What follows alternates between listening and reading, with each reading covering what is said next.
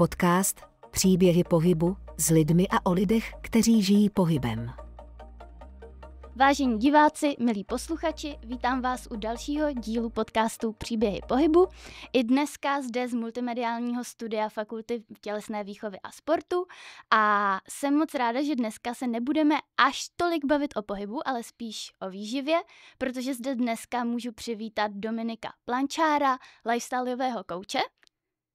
Dominiku, ahoj. Ahoj.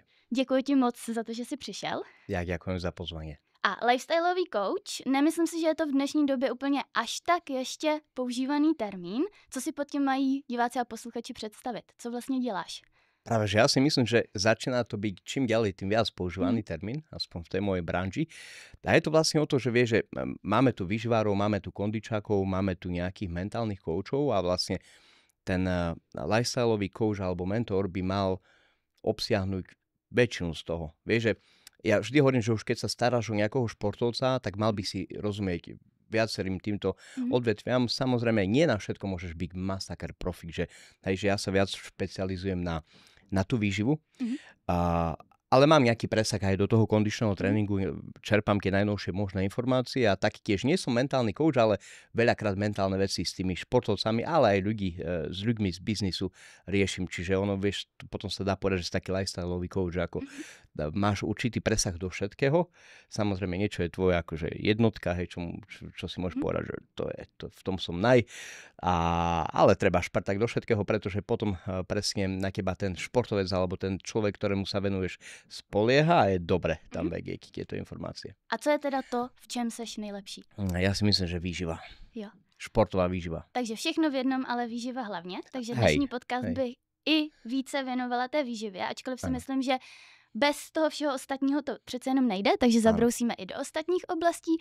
A jaká byla cesta vlastně k tomu stát se lifestyleovým koučem? Protože jak říkáš, dneska už je to přece jenom trošku používanější termín, ale dřív si troufnu říct, že to vůbec nebylo. Tak kolik vás třeba je takhle?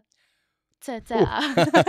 Nemusíš říkat přesný číslo, ale určitě znáš nějaký lidi. A jak ses k tomu dostal?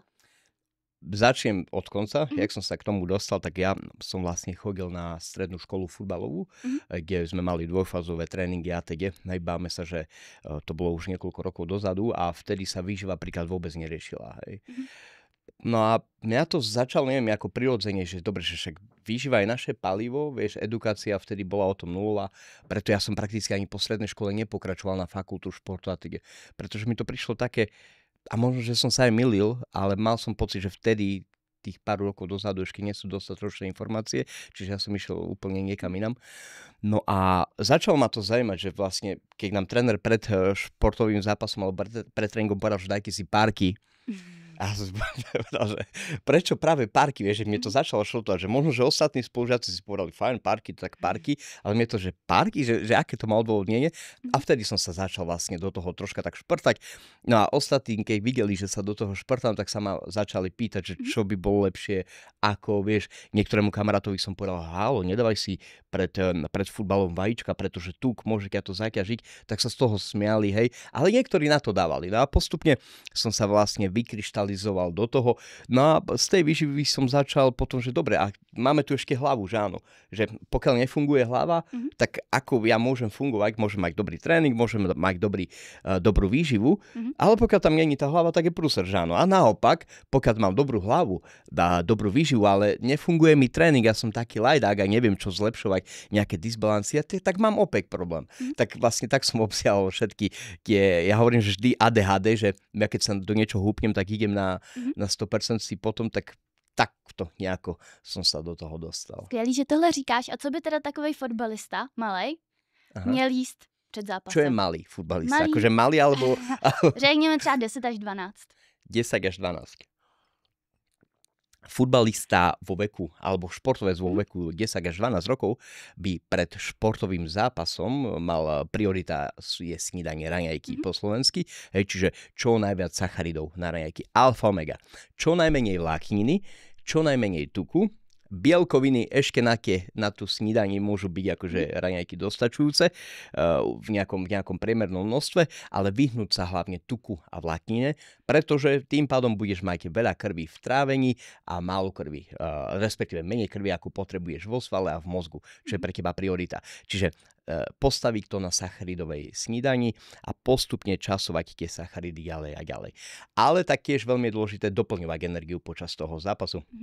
Čiže napríklad počas nejakej prestávky alebo keď ti favlujú spoluhráča napiť sa nejakého jontového nápoja, kde sú elektrolyty, kde sú sacharidy a podobne.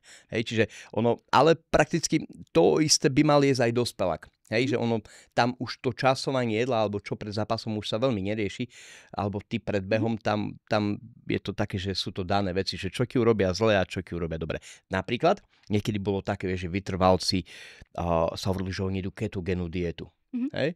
No ale potom začali tí naši vytrvalci chodiť do tej Afriky, do tých štátov, kde sú tí vytrvalci a zistili, že oni tam jedia veľa ovsených vločiek, veľa káš do seba dávajú, hej. Tak sa to troška zmietlo zo stola, že vlastne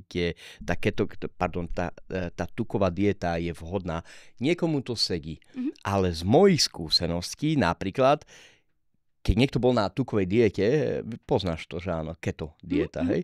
A dal som ho na sacharidov, keď mu to dobre nastavíš, tak vie behať rýchlejšie tempa, lepšia tepovka, to je to, o čom sme sa bavili, hej. A je to proste lepšie. Ukazuje sa tak, že sacharidy v roku 2024-2025 dnešného roku sú tou prioritou alebo tou alfa omega pre športový výkon.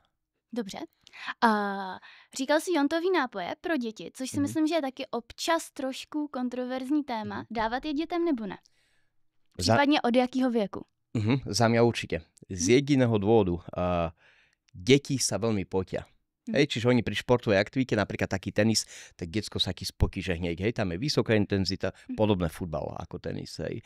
A ty potrebuješ mu dávať, doplňať hlavne, pretože o čom je ten jontový nápoj? On je o nejakých tých sacharidoch a nejakých tých elektrolytoch. Hej. A elektrolyty to je vlastne soľ. Hej. Čiže ty si môžeš urobiť, keď neseš ultra spracované, ja to vždy mám kam hovorím. Nechcete dávať ultra spracované, fajn, super, ja som veľmi za, tak si urob, že jednak jednej pomarančový džús z Lidlu s čistou vodou, jednak jednej, do toho 1-2 štípky soli, máš taký jontový nápoj, že chutí to a máš tam totálne všetko. Elektrolyty, jonty, sacharidy, wow. Na to jsem se chtěla zeptat, tak jsi mě trošku předběh, protože my jsme si to právě míchali při 7 boji, když jsem dělala zpátky v čase. A ten džús. Džús se solí a s cukrem. A s jednak vodou. jednej predpokladám. Jo. Hej, super. A dostaneme se k tvý nějaký klientele. Kdo to je? Ať už jestli to jsou profi sportovci nebo nějaký normální lidi třeba, který mají jiný cíle, chtějí zhubnout nebo naopak třeba přibrat a podobně. A taky věková kategorie. Je to od malých lidí až po starší nebo na koho se soustředíš? Aha, dobre. Tak opäť od konca. Moja najmladšia klientka je 9-ročná tenistka aktuálne a najstarší klient historicky, to sa bavíme okolo 75 rokov. A teraz vysvetlím prečo. Ja sa venujem tak ako športovcom, hobby profi športovcom, vašim najlepším olympionikom, ako je Jan Lovda, mám skúsenosti s Petrou Štolbovou, prvýkrát taekwondo na olympiáde. Nechcem teraz menovať každého, aby som nezabudol na niekoho, čiže ostatní sa nemôžu hnevať. Sú tam chlapci z motošportu, sú tam ľudia zo streľby, čiže mám fakt z tenisu, fakt bojové športy, všetko možné, hej, čiže ten zas presah je, si myslím, že z mojej strany do toho výrazný a tým pádom ti to dáva nejakú skúsenosť. No a postupom času, vlastne ak som sa venoval tým športovcom, tak som začal robiť niekedy dávno ešte osobného trénera, že osobné tréningy, tak tam ku tebe prišli ľudia, či je to pani predavačka z Lidlu spomínaného, alebo je to nejaký vrcholový manažer, riaditeľ spoločnosti, tak to ostalo doteraz, že ja už osobné tréningy nerobím veľmi dlho, ale na ten mentoring mám práve aj ľudí z biznisu, profi športu, malé deti, rodiny, čiže mám to tak, že keď nejaká rodinka nevie, čo má doma jesť a chcú, aby to vedela manželka, otec a deti, tak ja prídem ku ním, vysvetlím im čo ako a podobné záležitosti. Hej, a práve s tými športovcami a s tými ľudí z biznisu riešim aj tie mentálne záležitosti. A už si to načal, jak taková spolupráce s tebou vypadá? Protože troufnu si říct, že každý i třeba jenom výživový poradci fungují jinak. Tak má se člověk připravit na vyplňování 1000 otázkových dotazníků, nebo je pošleš na krev, na tělesné složení, jak to vlastně vypadá? U mňa spolupráca, keď začíname, napríklad zoberieme teba, tak ty ma nejako oslovíš a ja dobre poviem, môžeme začať, super, fajn, mám tam voľné miesto. A prvé ja potrebujem zistiť, kto si ty, ako funguješ ohľadom tej výživy. Čiže čo je pre mňa to najjednoduchšie a prakticky najlepšia možná cesta je to, lebo ak nechcem žiť s tebou v jednej domácnosti a 24 hodín nesledovať, čo do seba dávaš, tak ty mi prvé dni budeš vyplňať kalorické tabulky, kde presne zistím, ako Andrea funguje. Pre mňa je veľmi dôležité, aby si vyplňala tie kalorické tabulky tak, ako funguje Andrea. Čiže neprikrašľovať, neodoberať jedlo. Proste toto je Andrea. Keď si tam Andrea dá pizzu, super. Keď si tam Andrea dá Snickers, daj to tam. Chcem vidieť všetko. A ja si podľa toho robím nejaký ten prvotný research, ako ty zhruba funguješ. Hej? No a potom si zavoláme, buď cez FaceTime, alebo sa stretnem osobne a donastavím tieto záležitosti. Hej, čiže poviem, Adi, tu by bolo dobré, ak by si robila veci tak a tak a tak, preto. Snažím sa všetko vysvetliť, aby to pre teba dávalo zmysel, lebo keď to pre teba nedáva zmysel, nebudeš to robiť. A ja potrebujem, tak ako aj ty potrebuješ, aby som to robil, čiže ty musíš ísť krokom ku mne, ja krokom ku tebe a niekde tam v strede sa stretneme, či už na tú alebo na tú stranu, ale všetko je to krásne, keď sa to stretneš, áno. Hej? No. A potom ťa ja vlastne mentorujem. Čiže napríklad ty povieš, Dominik, v tom a v tom mám problém, troška mi to tam nesedí, super, vylepši to. V tom a v tom mi sedí. V tom sa cítim skvele. Dobre, poďme to ešte tu troška vylepšiť. Hej? Čiže vypichujeme tie také detailíky, tak, aby to pre teba bolo únosné, prínosné, pretože mám veľa ľudí, ktorí mi budú posielať tabulky aj každý deň, 24 hodín, 365 dní v roku a 24 hodín. A potom mám ľudí, ktorí neradi vypisujú tie tabulky, čiže ich nechám len prvotne a potom ich niekedy výzvem, že pošli mi za budúci týždeň pondelok, utorok, streda. Hej? Čiže ja tam musím mať ten taký research, tú diagnostiku toho, jak ty robíš. Samozrejme, potom tam máme merania InBody, DEXA a podobné veci, hej, kde už sa dostávame do špecifikácií. A potom tam máme ľudí, ktorí majú intolerancie, alergie, čiže s nimi riešim tieto záležitosti. Je to tam fakt také široké. Dobře, říkal jsi 2 dny, že si mají lidi ze začátku zapisovat ty tabulky. Je to dostatečný? Povedal som 2 dní? 2 dny. Tak ako som povedal 2 dní, tak som sa veľmi prerekol, pretože väčšinou to dávam aj kľudne týždeň. Jo, to som sa chtěla zeptat. A ešte raz, hej, ja to dám kľudne aj týždeň, však niektorí, čo určite budú počúvať, vedia, že aj niekedy mesiac, hej, čo už im to lezie na niektorým na nervy, ale s tým, že vyzývam počas toho ďalej a ďalej, hej, čiže príde nejaká úprava, čiže aký nastavím napríklad vyššie kalórie alebo nižšie kalórie, hoď čo iné a poviem ti a zapíš si to. Nech vidím, že či to dobre tomu rozumieš, či to dobre dodržiavaš a teda. To je skvelá poznámka, ak som povedal tých 2 dní, tak nie viac. Jo, v pohodě. A pokud teda začnete nějakou spolupráci, předpokládám, že si nastavíte nějaký cíle, tak jak dlouho mají ty lidi zhruba předpokládat, že by ten cíl měl být splnitelný, protože předpokládám, že to je to, co ty lidi zajímá. Častokrát chodíš, jo, a chtějí prostě za týden vážit to 30 kg míň, nebo mít prostě o 20 kg svalů víc. Vieš čo, takých ani neberiem. Ne? Nie, keď mi niekto príde a povie, že má svadbu a chce mať o 30 kg menej, ja to posielam ďalej ku nejakým tým troška šarlatánom, pretože sľubiť niečo také veľmi nebezpečné, hraničí to s jeho efektom. Nie, že hraničí, to je rovná sa porucha príjmu potravy, rovná sa. To ja vôbec neberiem. U mňa je veľmi dôležité, napríklad ty ma oslovíš, že športuješ a chcela by si lepšie behať. Že čo tam môžeš robiť z pohľadu výživy, biohackingu a týchto záležitostí, tak na to ja sa ti pozriem. Ale také, že samozrejme chceš zredukovať tuk, dobre, fajn, poďme sa do toho pustiť, vyriešime hormonálnu optimalizáciu, všetko doladíme tak, ako má byť. Ale takéto nárazové veci, to nie je pre mňa asi. Jo, to je taky názor, taky informace. My jako obvykle tady, když učíme, tak tvrdíme aspoň ty 3 měsíce, když už chceme nějakou jako odpověď, když se studenti ptají. Ale samozřejmě jako je to dlouhodobá záležitost a je to člověk od člověka. Andrea, mám teraz klienta ekonoma a on chce také, má rád, že všetko poďme si dať, deadline, poďme si, je to výživa, je to fyziológia, tam ťažko sa niečo takto smeruje.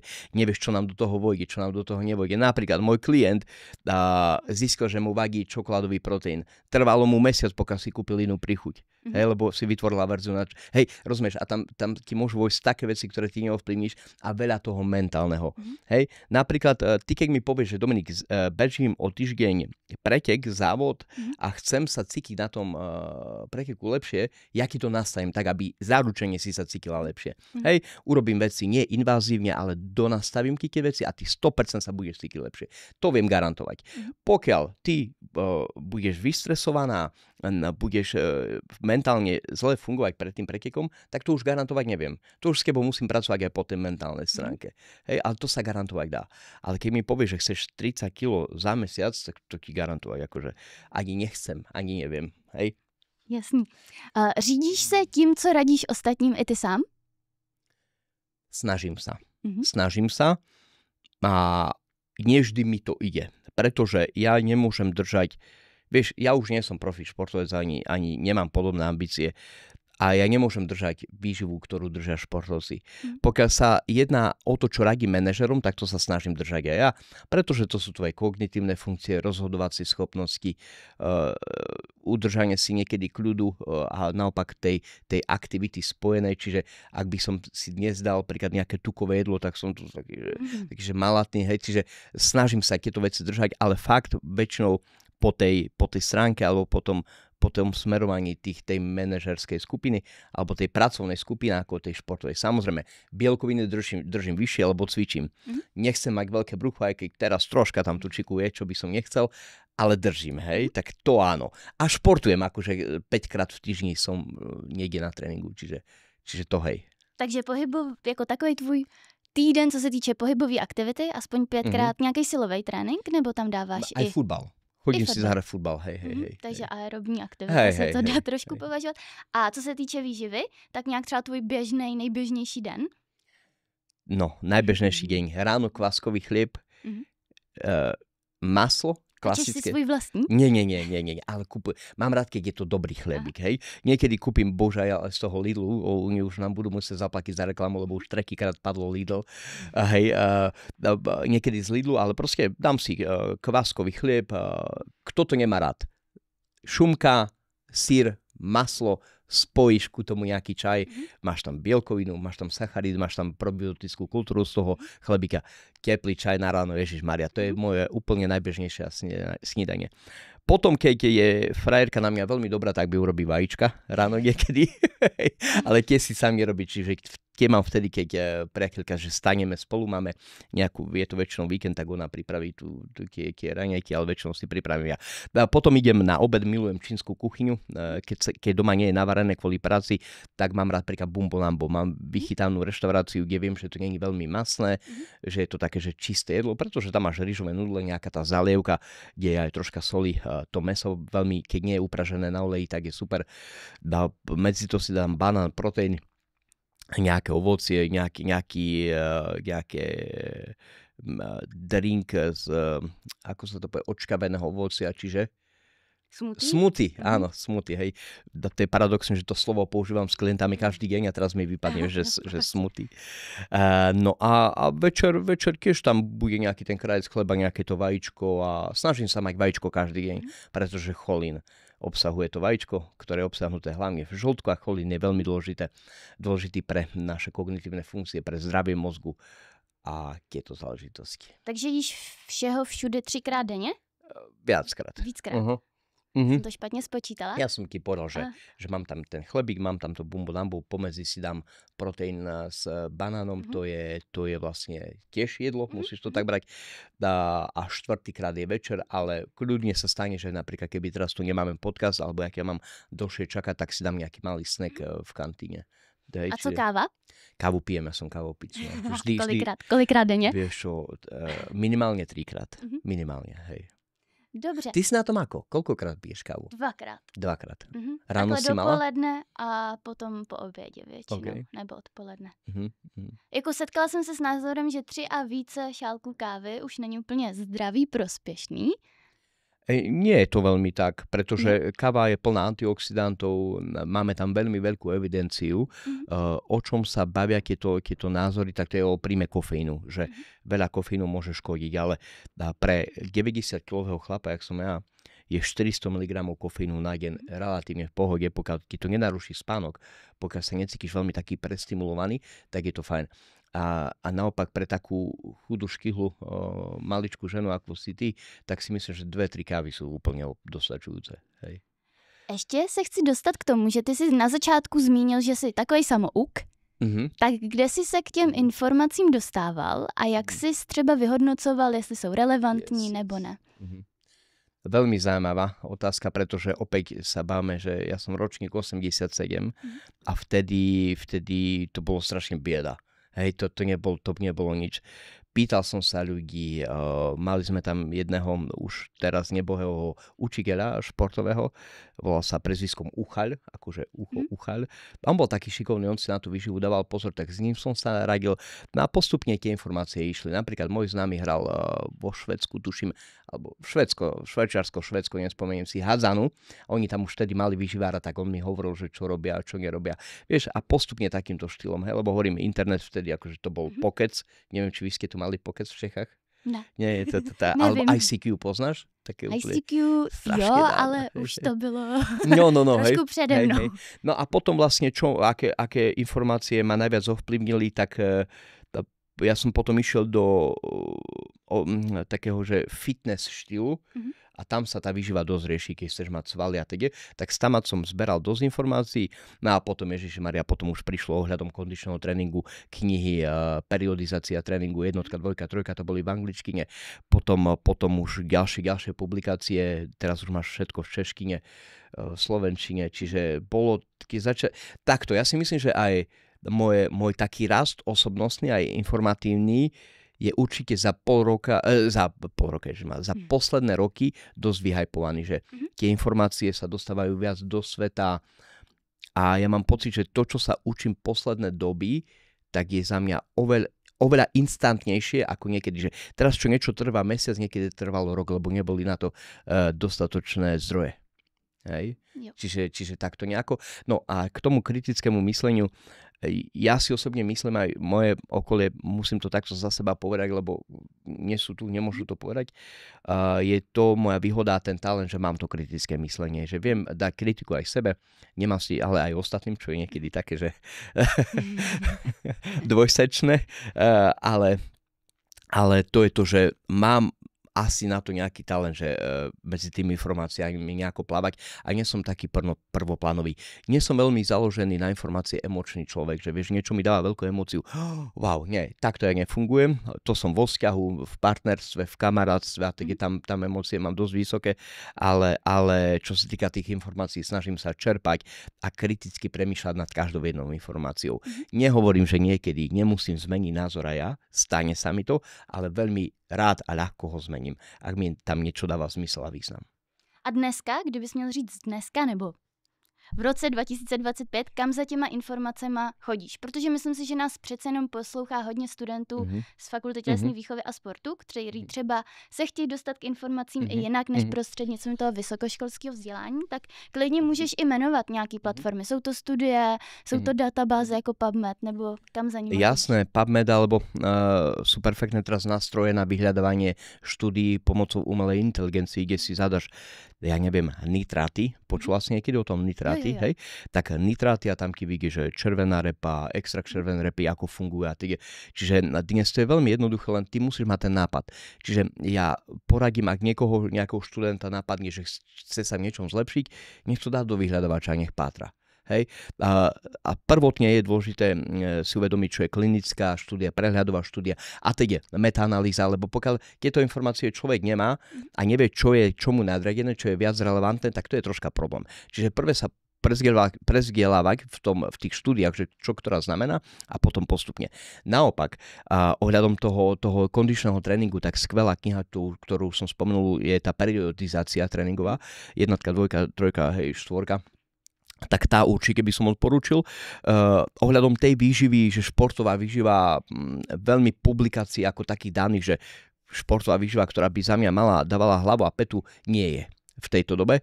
Preto možno, že ja idem teraz robiť, a to možno, že aj bude troška reklama, idem robiť e-book, kde bude 1, 2, 3 ohľadom športovej výživy, ale aj toho biohackingu, ako proste podať najlepší športový výkon, hej, v roku 2025, lebo nie sú tieto informácie, takže spoločne.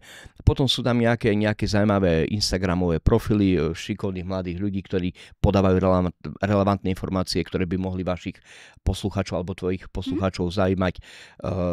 Ale fakt publikácia, možno, že ty povieš, že vieš, že nejaká existuje, ktorá by tú športovú výživu akože klepla, že fakt toto sú aktuálne, není taká. Jako neřeknu si teďka jedna publikace, spíš jsem chtěla tak nějak jako se zeptat na ty zdroje těch informací, protože já třeba hodně vycházím z PubMedu, je to pro mě takový hodně uživatel friendly. Hej. A samozřejmě metaanalýzy, systematický review a potom i konkrétní studie, když už člověk třeba si najde ty svoje autory a podobně. No ono zase v tých štúdiách a metaanalýzach ono je to veľakrát krásne, že dobre sa to číta, ale v praxi opäť tam hádže výhľad. Vieš, to je tak, že máme tu genetiku a máme tu epigenetiku a keď prišla epigenetika, tak vo veľa veciach hodila do genetiky vidle. Hej? A to je presne to, že potom tam máš tú mentálnu stránku toho športovca a domáce zázemie a ďalšie veci, ktoré ti do toho hodia vidle. Vieš, že niečo by malo fungovať, že rovná sa, fajn, všetko krásne, ale v reáli už to tak veľmi nefunguje.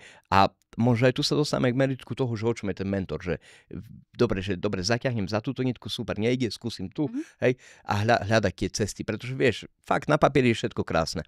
Ono, môžeš to vidieť aj na rôznych prednáškach, vy tu máte dobrých expertov, veľmi sa mi páči, hlavne z tréningu ako takého, sú tu veľmi šikovní mladí ľudia, čo je veľmi skvelé. Troška výživa na fakulte si myslím, že mohla by byť lepšia, no hej, aj čo študentom si všímam, že tak chýba.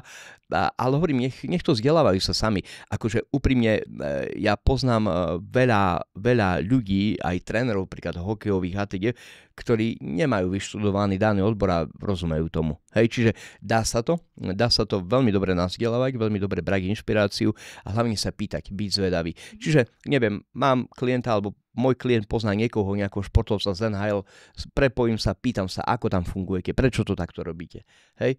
A keď ti ten človek chce povedať takýto povie, a ty si z toho zbieraš šrepinky a paradoxne čudovala by si sa, ako v niektorých kluboch, ktoré majú obrovské peniaze, robia úplné hlúposti, lebo je tam nejaký výživar, lebo Joško ho pozná, tak to oni sú spolužiaci zo strednej, tak poďte ku nám. Hej, že veľakrát aj tam, kde by to mohlo byť lepšie, fakt to nie je lepšie a je to na takých detailoch. Skvelý príklad. Djokovic, skvelý to tenista, jeden z najlepších, ak nie najlepších tenistov svetových, historicky. Novák Djokovic počas jednoho zápasu skrikol na svojich vlastne tam trénera svoj realizačný tým, že kreatíňa, nech mu donesú kreatín, vieš, to bol nejaký, myslím si, že tretí set a chcel kreatín. Hej, no a ty vieš dobre, že kreatín sa nasycuje 4 týždne, že akútna dávka kreatínu ti absolútne nič neurobí. Môžeš len ten placebo efekt. No aj taký človek ako je Djokovic, ktorý má veľa peňazí, môže si dovoliť veľa kvalitných ľudí, tak robí takúto chybu. A paradoxne kreatín ti môže troška zaťažiť ešte trávenie počas toho zápasu. Čiže hej, báme sa kreatín, top level stop, Djokovic top level stop a pýta si počas zápasu kreatín. Já myslím, že s touhle myšlenkou můžeme pomalu ukončit první část a přesuneme se do té druhé, kde se budeme víc ještě věnovat výživě. Pojďme na to. Takže já ti, Dominiku, děkuju za tu první. Ďakujem aj ja. A vám, diváci a posluchači, děkuju za tuto první část a pokud vás výživa zajímá, tak se podívejte určitě i na tu druhou.